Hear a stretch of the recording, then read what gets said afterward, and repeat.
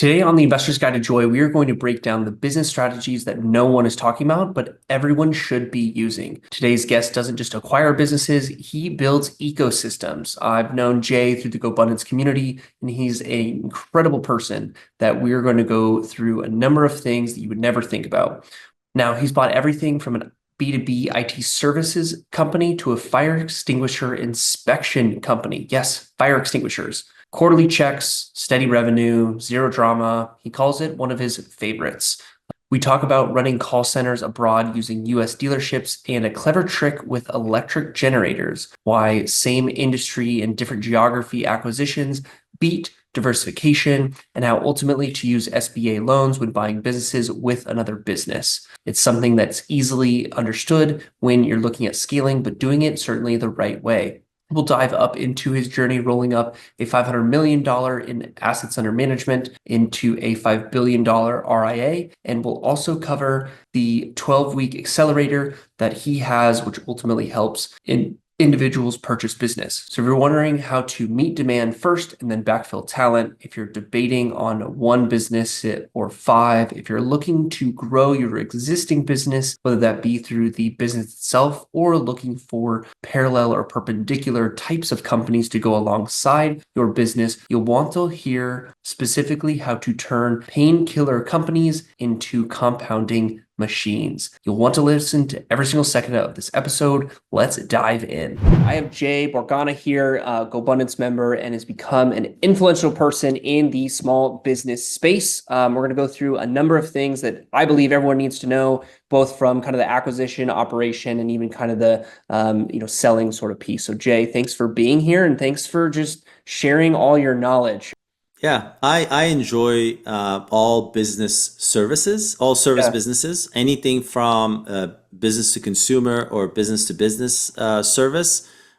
Think home services or light manufacturing businesses or accounting services for B2B or IT services. So anything around the service industry where we have an element of an install or a build, and then we have a continuous recurring revenue model where we can maintain and service that client for 1, 2, or 3 years. Okay. Yeah. And I mean, one thing I thought was fascinating is like the type of things that you would define as service. Reason being is like I once had a residential exterior painting business, right? And then you have the HVACs and all these other things, right? Yeah. But you talked about how IT, accounting, compliance are also service based, right? Which was Yes. just like, mind blowing to me. So my question of sorts is that like your definition of service, is that like the industry definition of service and I just didn't know, or like what is that even defined as like service based businesses? Because everyone's talking about it, right? Cody, everyone's talking about buying a business, right? Everyone and their mom is buying a business. Buy the Yeah. service based boring businesses. Yeah. They don't have to be boring, and again, this definition of service is interesting. Yeah, so it's either a service or a product business. Okay. I don't so a product could be software or a product can be goods, making, buying things and or making them and selling them. So anything that's not a product, it's a service in my book. Whether it's a warehouse, it's a service, transportation is a service, cleaning the chimneys or cleaning pools or building them is a service. So that's kind of like the way I think. Some businesses do both. They sell a product like HVAC, they install the equipment and then they service it over time. Or like a pool company, they may install a pool, that's the product, and then they service it over time. They repair it, they fix it, or they clean it. So most businesses tend to have both. They tend to have like an install that may have just, material and install, or maybe equipment and install. Let's say, for example, one of my favorite businesses are fire extinguishing businesses. A very simple, doesn't require a lot of technical know-how, and it's a compliance thing. You have to have it. And it's a small amount of recurring, so it doesn't affect the customer's P&L. And they hire you, they sign a contract, they forget about you. You keep coming every month, and Sure. I used to run a large factory And I remember one day I was outside talking to one of the employees just to kind of get some fresh air, and Yeah. I see this one service provider that provide chemicals to essentially clean the water before it goes into the sewer line. And it's a very niche, service. We have a piece of equipment, the water comes in into this kind of like a holding area. The chemicals go in automatically, and then they go into the sewer line. They go into the, to the city line, and so forth. I never, like at the time I was doing a turnaround of this business, so I was cutting a lot of expenses. I didn't remember seeing that vendor in my vendors list. And that vendor, when I noticed that vendor is a large public company that's so minuscule in my P&L that I didn't even notice it. And I mean, that's the business. And it is so basic. Chemicals are really cheap to make. Chemicals are very easy to deliver. Just one guy, he's the sales guy and he's the delivery guy. And then Yeah. once he signed our contract, we never talked to him for 5 years. So that's the business that I liked it. Okay, so fire extinguishing businesses, describe this more to me because I had a couple like ideas of what it like maybe could be. So like what Yeah, is so it? it could be anything. It could be from, a restaurant has a kitchen, has, like has to have like there's the hood that needs to Yeah. have a sprinkling system. There's Okay. the kitchen has to have a sprinkler system. There's the canisters that have to be maintained. So someone has to come and just double check and make sure everything is working, maybe once a quarter, Gotcha. and fix anything if it needs to be fixed. Or it could be a warehouse, or it could be a multifamily building that has sprinkler system that needs to be reviewed, maintained, certified every once a year or every quarter or Yeah. whatever. You know what this reminds me of? I have a good friend whose dad manages, I believe it's 7 different dealerships in like the Southwest. Hmm. And he took over, one of these dealerships, was looking at the P&L, and there was someone who, for lack of better terms, was professionally watering plants Yes. for 120 grand a year. And he was like, no. Yes. So it reminds me of that, of just how, Yes. just this combination of things, or even kind of vending machines of sorts, right? Yeah. So You speaking have that. speaking of dealership, one of the best Yeah. businesses within dealerships is there's these companies that bring in an electric generator that's attached to that has a camera attached to it, Okay. and that camera is linked to the internet where it delivers the signal to a call center somewhere in South Africa or somewhere in Latin America, where there are people just sitting there, watching these cameras, and AI will notify them if there is somebody walking by, try to mess around with the cars. And then Okay. immediately, once that person is alerted, they'll speak to that person through a speaker. They tell them to go away. They're going to call the cops. And if that person seems to not want to go away, they'll call the cop right away, and then the cop car will come. And there's an install component Interesting. of the cameras, the generator, all that stuff, and then Yeah. there's a maintenance service program. Great margin, great business, very fragmented. Yeah. So great margin for me, anything above 20-25%, all the way to Okay. 40%. So it goes anywhere between 20 and 40%. Yeah. I call those numbers get out of bed numbers, right? Single Yes. digit. Now, if you're in the single digit, yeah, because any event, any bad thing happens can take you a year out. You'll be losing money that year. Yeah. Have you looked into like terrariums as well? They're like miniature, like plant. Man, you put me on the spot. They're like miniature plant, like ecosystem things Uh, that look real cool. I don't know. Apparently, they're just like the businesses just print money. So, like in the GoBundance Emerge, there was a millionaire case study. Someone came on, and I have to look at the notes, but they just print money. But yeah, they're just growing and displaying plants. And okay. pretty, but they're just expensive. Like almost Do think they of like just sell them, or they no, maintain them as they well? just sell them. Sell them. Okay. Yeah. So Yeah, that's a but product business. yeah, Yeah. So I try to stay away from those. yeah, and it makes sense. There might be some service component, but anyways, I'm just thinking of like other very unique types of, companies, because oftentimes there's like what I would say in terms of separation. I'm curious your thoughts. Um, there's the unique, right? That I would think of like fire extinguishing or like this Yeah. dealership, checking on stuff thing, right? Yes. And then there's the boring. And so, the car washes, the laundromats, the Cody Sanchez of the world, talk about, right? Not that they're bad, but I'm curious. I want to go down this rabbit hole, like more like unique businesses. Like, what have you found or invested in, or even like have that just like people wouldn't be aware they even exist, essentially? Yeah, there's so many unique ones. They don't have to. So I'll tell you a category to kind of give you a sense of what I'm talking about. So, for example, landscaping in general. So, Okay. landscaping. When you think of landscaping, you think someone to mow the lawn, cut trees, and do general landscaping. Now, that's a category. Those guys that take on, either homes or buildings or whatever. But within the landscaping ecosystem, there are a lot of other services. There are specialty services. Let's say the sprinkler system, the landscaping sprinkler system. Yeah. Maybe there's the mulch guys. Maybe there's the turf guys. Maybe there's the hardscape guys. Maybe there's the tree guys. So what you're gonna find is that in landscaping, if you're just doing the basic landscaping service, that's a red ocean market where there's a Yeah. lot of Sure. competition and the Yep. margin is low. So the Yep. margin in that 15, if you're in 15, 17%, you're winning.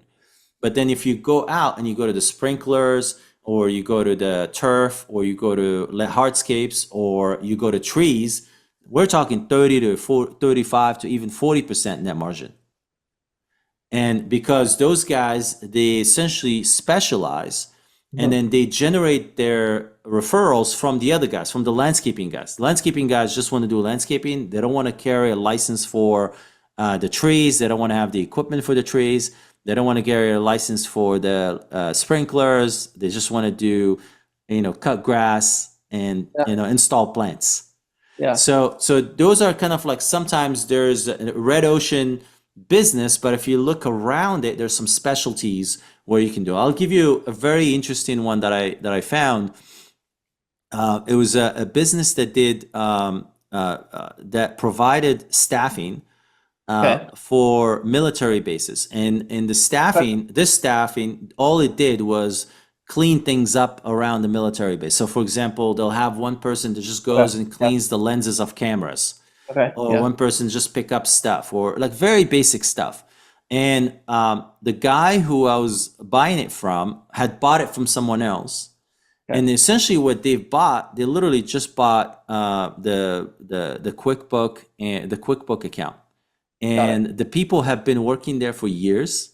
They've been, they make 25, between 20 and $25 an hour. They Mhm. charge the US government 100 to $120 an hour, Yeah. and literally just handing over the account, the password to the QuickBooks account.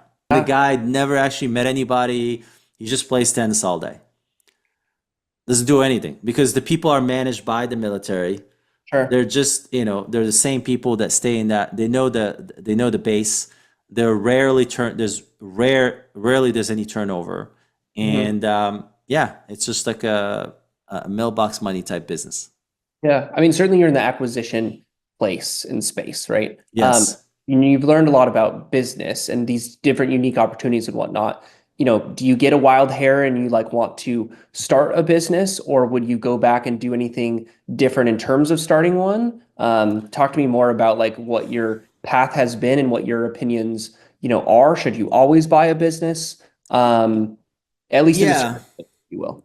Yeah, I think honestly, I think if you have any experience in managing people or selling to people or marketing to people, I think you should not um, waste time or energy into starting a business, because when you start, there's such a high opportunity cost. Yeah. You will have to spend money anyway. There's startup cost anyway, Sure. and instead of using the startup cost, with the SBA in the United States, Mhm. you could buy a business as low as 5% down, and you could have a business that has a reputation, that has customers, that has cash flows. So there's no reason for someone who has any capability of managing people not to buy a business. Yeah. Okay.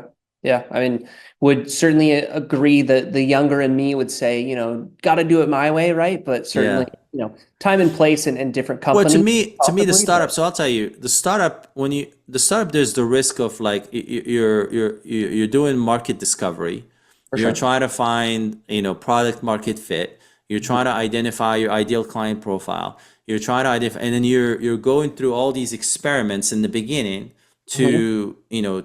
to get to a place, hopefully within a couple of years, where you get to a place where you research and identify all these things, and then Mhm. hopefully by then you still have the energy to go and build on that scale and grow and so forth.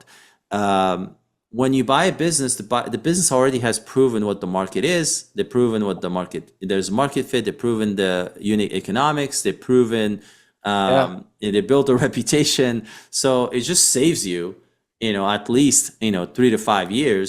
And then you can take it from there. You can make it your own. You Mhm. can bring all your ideas to it, but at least you have a base to work from. Yeah, certainly. Well, yeah, and we've talked about this in a separate conversation of the idea of focusing on pain, not discomfort, right? And ultimately, when you're doing product market fit, understanding like, is this something that you want, that you think you need to do in terms of get the result? Like Alex Ramosi talks about how when he talked to people, it's like, hey, go to the gym to lose weight. But he'd be like, hey, take these nutrition supplements to feel better about yourself. And it's like, oh, I'll do that because they didn't want to get sweaty, right? But they still Correct. want the same thing, and they spent like 10 times more, right? Yes. And so it's just a fascinating, piece. But yeah, it's then a challenging aspect of then, bifurcating that. There's so this question's coming from someone a business owner I talked to. He lives in Iowa. He has a like phone store essentially right now, and he's looking to buy something else, if I recall. And this is from when I went to the Shark Tank retreat. So number of high level great individuals. His viewpoint was, hey, I'm going to go buy another business and then like try to intertwine it essentially into the existing one. Or potentially, truth be told, I really think he was just buying two different businesses because he was either it was the market saturation, there was some sort of ceiling, right? And that could be a mindset thing too, right? Of, oh, I can't grow this enough. Yeah. My question is just like from your experience of acquiring companies and acquiring several companies, especially Yeah. as some have kind of like bled into each other. I believe there's a difference between a business owner and an entrepreneur. So, an entrepreneur, by my definition, is someone who can purchase several companies to then leverage, then work on the business, to then maybe go buy something, to then have that cross collateralization. Versus the business owner is very focused and does well what they do, but they stick so far in this that if they bought something else, they would, lose their sauce and like everything in it, right? Because they'd basically be overextended. They don't have that either. I mean, it's a little bit of a skill set and mindset. Yeah. Curious, like when business owners have their business and they either mentally or maybe market wise just reach that cap, like what do you recommend they maybe think about and maybe do? Yeah, and I mean, I would look into the business itself. Is the business capped in the geography, and maybe I need to expand geography. Huh. Maybe like the phone businesses, most likely that's probably a franchise. Is there a phone repair business? It's like phone repair. I don't think that one's It wasn't a franchise. franchise, not that I But recall. there's some But large franchises in that ecosystem, and that space is does well. Um, there's a lot of demand, I mean, so you just got to go find another. It's just a retail business, so you just got to find more locations to acquire. yeah, I would acquire more existing location, and then try to create synergies around accounting, HR, marketing. Centralize the pay per click or whatever it is that generates revenue and scale across multiple geography, ideally within the same states at first, or within the same metro at first, and then the same states, and then go take it from there. So in I would rather do the same industry in multiple geographies than it is to try to go and try to do something else. because that literally dilutes the focus, Hmm. and you're not leveraging your expertise, you're not leveraging your brand, you're not leveraging your capacity to recruit and train and attract talent. So yeah, if someone has a business, let's just say for example, they have an accounting bookkeeping business.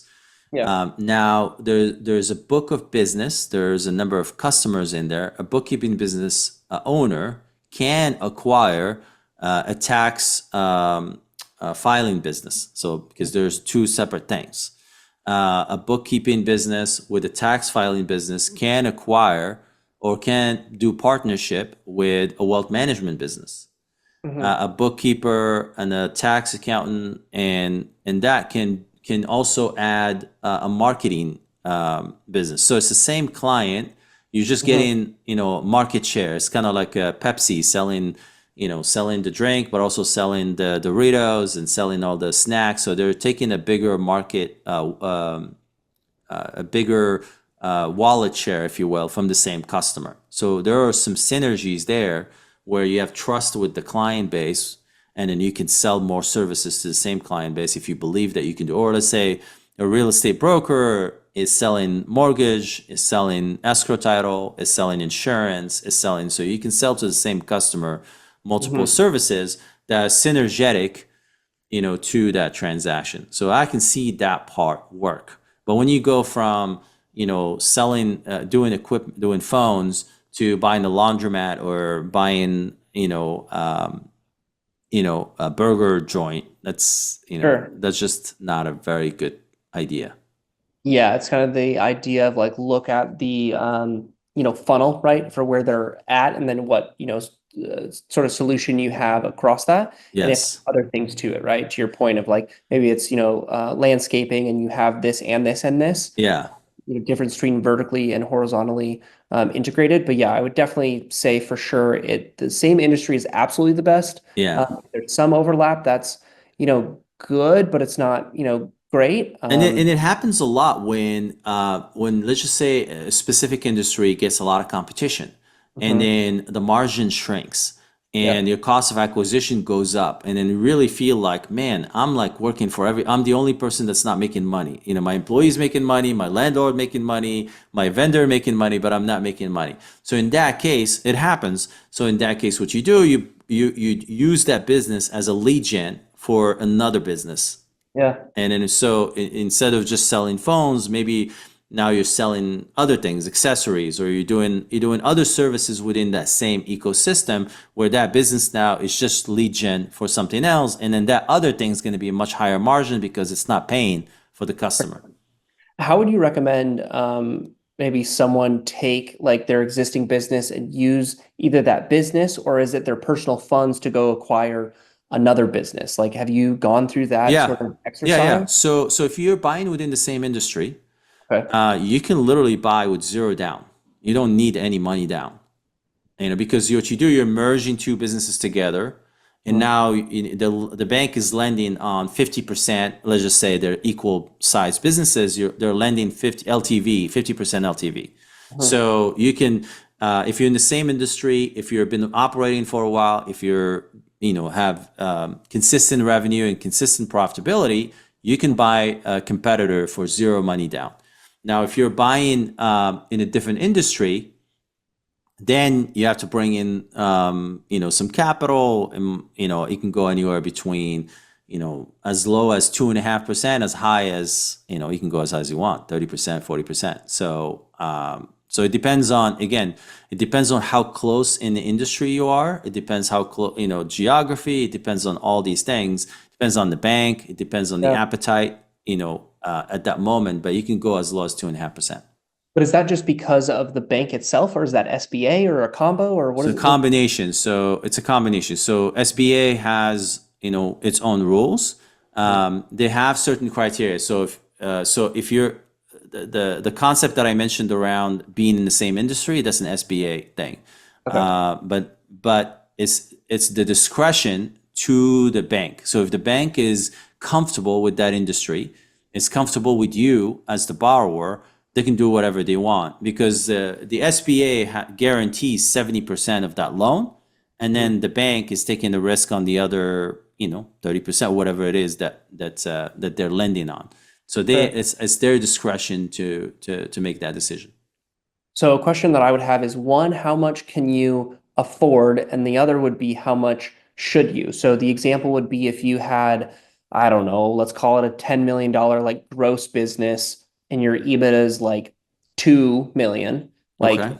what does that kind of mean, either exact numbers or roughly, like what does that mean in terms of what you could buy with? Because I'm curious, like can you only use your or owner's discretion's earnings as like a leverage point, or is it based on Yeah. Yeah, accounts you can buy the receivable? same size business. You can literally buy a $10 million revenue business, Okay. and then it won't be an SBA loan. It probably, well, it could be. I mean, you could probably do an SBA loan where they give you 5 million, and then the bank gives you 2.5 million per pursue, what we call it per pursue, and then the seller will give you 2.5 million seller financing because a business of that side will have some seller financing, and then you're in with no money down.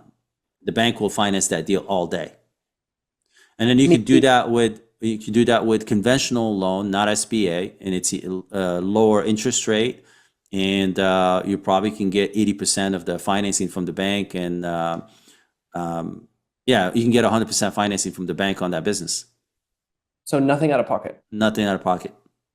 When what I mean, if nothing's out of pocket, then there's no risk, if you will, behind that. What would you Well, recommend there in is a risk. The risk is the business itself that you well, own. sure. I'm just thinking more of like a, for example, if we thought about like alternative investment allocation, right? And we like had 100 grand and we put 50 into it, but we didn't recognize that part of the 50 that we invested, like we kind of needed for, 6 months cash flow and we lose our job. And then it's like, well, shoot, I have less money, right? Like Yeah, that's an increased risk. Like you're not pulling from a pool of investable capital. You're yeah, just pulling from money, even though that's not appropriately allocated. But what is there in terms of like, I mean, it's not really succession planning, but it's the idea of like additional business, like adding on, like what sort of things should business owners be prepared for? Is that basically, hey, I'm going to buy this business, therefore I need to hire an operator? Like what sort of steps? I mean, certainly there's a mindset piece of it, as well. What yeah, are, best things to focus on, not just focus on everything, put out the, fires, but like what maybe are like what are like maybe two things that it's like, hey, you're doing great business. It's pretty operational, but you kind of need to still be in the day to day. yeah, And you're buying this other business. Like, how do you, juggle that, right? But beyond, I mean, working 100 hours a week, sure. yeah. So, But when you buy this other business, there's some value in that business. There's a synergy. There might be that team services clients that I don't service, and I'd love to have those clients over. They have a great reputation, and we want to have that reputation. They have a great team, and they have a great tech, and we want to bring that tech and that team to our business. So there's usually some element of synergy that the new business that you're buying is going to bring to the existing business, and there's definitely there's going to be a 10 million range. They tend to be good, decent management. There's decent staffing. There's some elements that you could probably cut, but the goal here is to merge the two, or at Mhm. least you can keep them separate, but get them to kind of like help each other work, help each other grow and get more efficient. Mhm. I would say, if you're going to plan for this, it would probably be a 12-month plan Okay. where once it's going to be like all hands on deck. We need to connect the cultures. We need to align the vision. We need to find savings and synergies. And then we need to take the things that are the best things within that business, implemented in this business, and the best things in this business, implemented in this business, and then get everybody aligned, not lose any client, not lose any employee, or not lose the ones we want, and get a synergy around suppliers and around software and around this. It's usually Sure. about a year worth of work, and then after a year, now you have a business. Our goal is that 1 + 1 = 3. Yep. So at the end, so when that business that we when you combine this, 10 million revenue, 10, let's say 10 million revenue, 10 million revenue, at the Mhm. end, like at the 18 mark, we should at least have about 30 million in total revenue. Okay. And our margin should be slightly higher than it was when we started. Yeah. My last question for you is simply going to be like, should you integrate the businesses? It's certainly going to Yeah, depend, but like, is it it depends. more of a yes or is it more of a no? It's both, yes and no. It depends. It depends on the business. So if you're buying a business that has a strong reputation, it's got a strong brand, it's got a strong culture, um, there's no reason. And especially if it's like, for example, in my world, I buy service businesses, so a lot of times they have service contracts, and I don't want to have Mhm. to go back to the customers and redo all those contracts. I just want to buy the whole entity and keep it the same and not change anything. So I've seen there was a $6 billion exit in the roofing business. It was a roll up of 300 companies, and all 300 stayed the same. They kept their own systems. They kept their own, ownerships. They kept their own brand. They didn't change anything. So the private equity company just bought, a majority share in all these companies, and they kept them as a portfolio of differentiated business, and they got the multiple as if they were integrated. They got a 20 multiple at exit, and as if they were integrated. So we've seen success both ways. It depends Sure. on the situation. Yeah, absolutely. Awesome, Jay. Where's the best place for people to connect to you, find you, and meet you? Yeah, I'm at the J at acquisition collective.biz. Okay.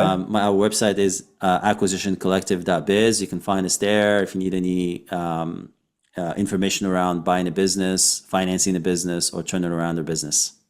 That is incredible. Yes, no, thanks for this. Such a unique perspective. Appreciate you coming on and sharing your wealth of knowledge. Thank you for having me. You bet.